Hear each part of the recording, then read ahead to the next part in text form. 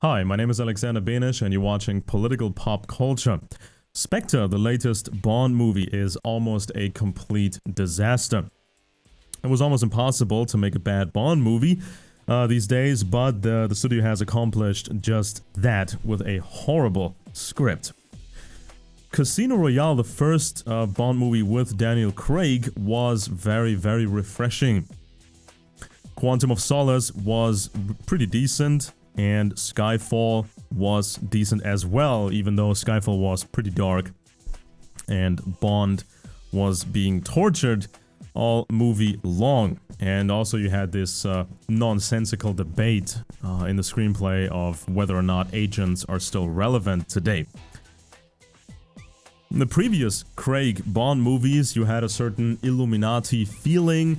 You saw this scary, secretive organization, Quantum, named after the almost mystical quantum physics, which seemingly defies logic.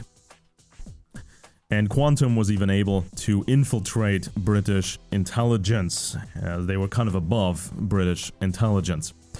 Skyfall demolished this mystique of Quantum by showing us a villain who was just a pissed off hacker hacking on his keyboard.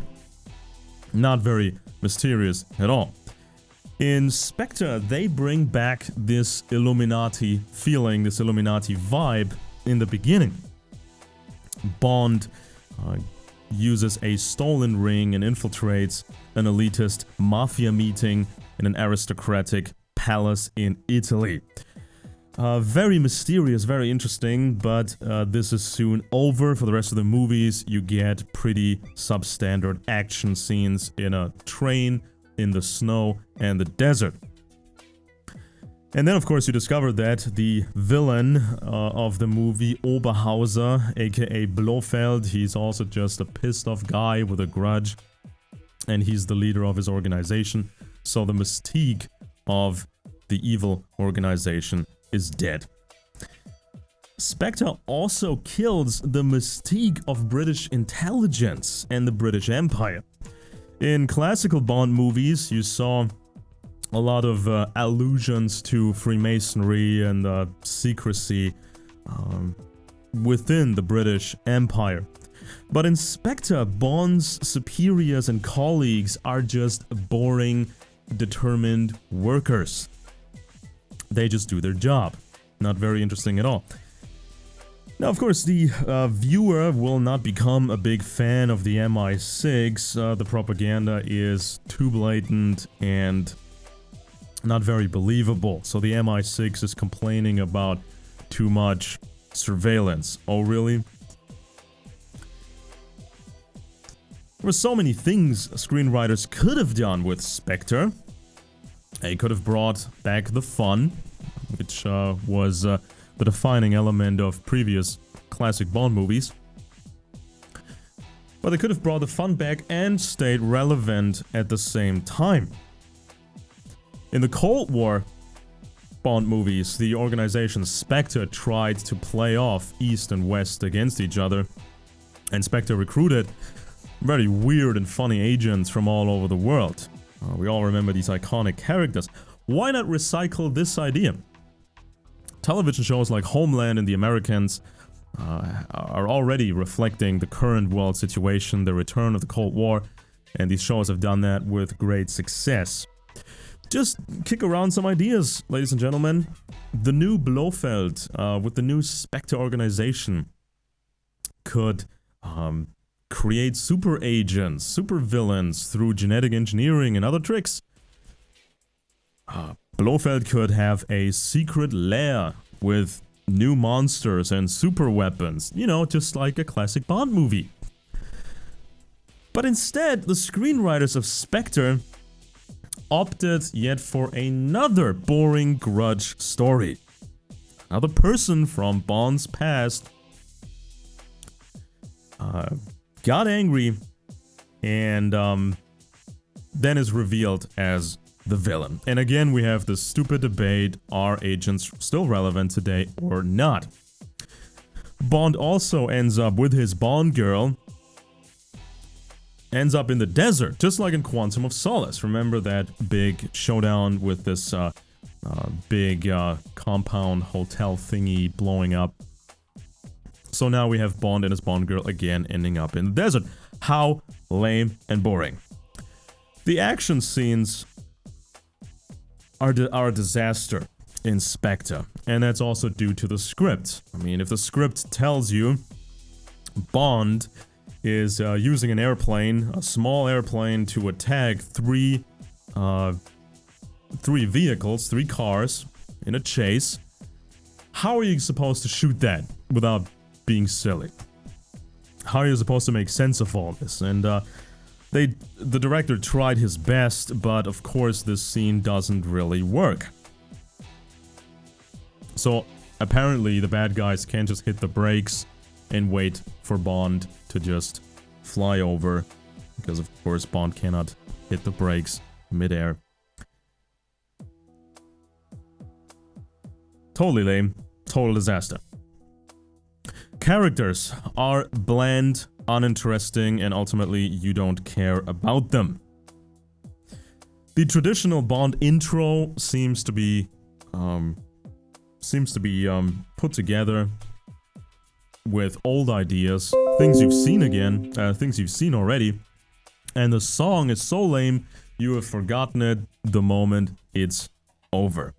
And if you care to watch it on YouTube or on iTunes or wherever, you will notice the horrible vocals and general bad quality of the song. The first big action set piece is nice, but it's not as good as the beginning of Casino Royale. All the typical elements are present in the movie.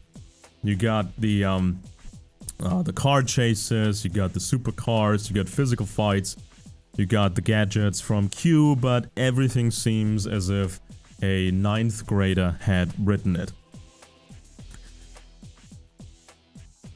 So then Bond ends up with his lame Bond girl in the desert. They reach the secret compound of the monster villain, the super villain. They reach the secret lair. And you're reminded of Quantum of Solace. Why the desert again? Why not something interesting like a dark, mysterious castle in the Austrian Alps with a research facility underneath it in the mountain? Or is this something interesting? You know, something that would fit the character of Oberhauser Blofeld, played by Christoph Waltz. Why not something interesting? Instead, we only see these flat, tiny buildings in the desert. And immediately I thought, oh, right, there's gotta be this huge, this huge facility underneath the surface. You know, this is just the surface. You know, you don't see the cool stuff already. The cool stuff is gonna come in a minute. But there was no cool stuff coming. There was no cool lair. It was just these flat office buildings in the desert. And I think Bond girl asks the question, or even Bond, what is this place? And the explanation from the villain, it's where we collect information, because, you know, that's so evil and powerful and dangerous. So, no super weapons, no rockets, no weird bad guys, no weird monsters, no weird surprises. What happened to the classic Bond lairs? They were so well designed and were so adventurous. We don't get that in SPECTRE at all. Bond, of course, goes to this lair by himself, joined by Bond girl, who's not really helping that much. And of course, this is a classic device in a Bond movie, yet it has to make at least some sort of movie logic sense. But in this case, Bond has no more support from MI6. He has to do that by himself, which is silly. And he also never bothers to call his friend Felix from the CIA. So you got this big conspiracy going on, and MI6 is being basically MI6 is being destroyed, replaced by this new group led by a bad guy.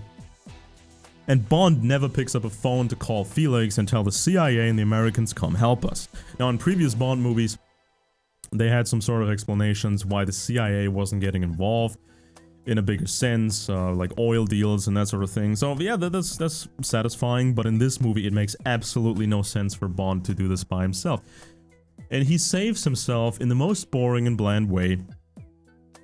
Maybe I can spoil this, it's just an exploding watch. I mean, stuff we've seen again and again and again. And instead of giving us new gadgets, cool gadgets, we get a little bomb. And of course, Bond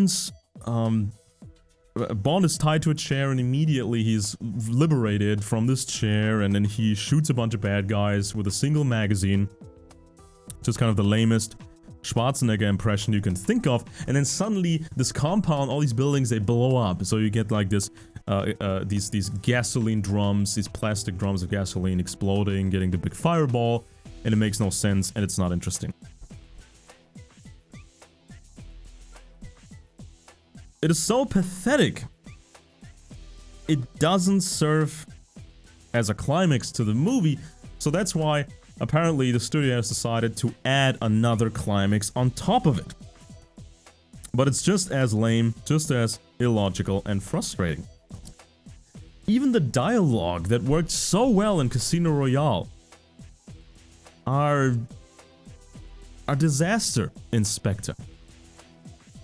One of the main bad guys gives his speech in the showdown,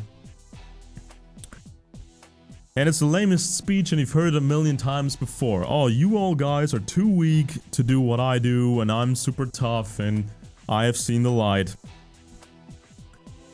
Never in a million years should this dialogue have been given the green light.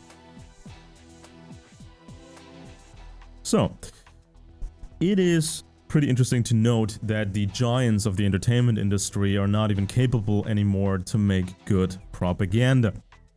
If you're an adult, if you actually read non-fiction, if you read real things, you can enjoy a good Bond movie. You can appreciate the art and you can appreciate the good propaganda, but Spectre just ruined it for everyone.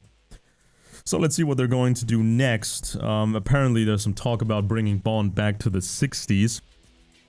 As if we really care about seeing that old Aston Martin again.